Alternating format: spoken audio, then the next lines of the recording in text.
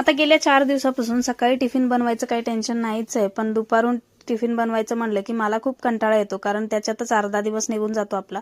तर इथं मी अवनीच्या पप्पाला म्हणत होते की माझी जी मशीनची मोटर खराब झाली आहे त्याला मला बनवून द्या. तर ते मी आता काही बनवत नाही, संध्याकाळी बघूया म्हणून तसंच चहा पिऊन निघून गेले. त्यानंतर मी इथं स्वयंपाक बनवायला घेतला होता.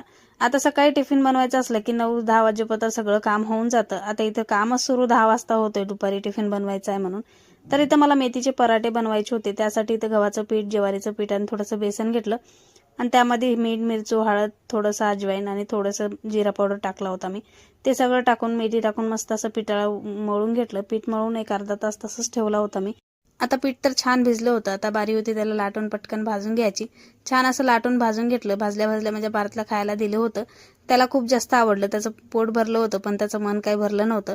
त्यानंतर त्यांचा टिफिन देऊन ये म्हणले, तर असं काही नखरे चालू होते त्याचे. त्याला काहीतरी काम सांगलं की असंच काहीतरी करतो तो. त्यानंतर रात्रीचं इथं अवनीच्या पप्पानं फायनली माझी मोटर बनवायला घेतली होती.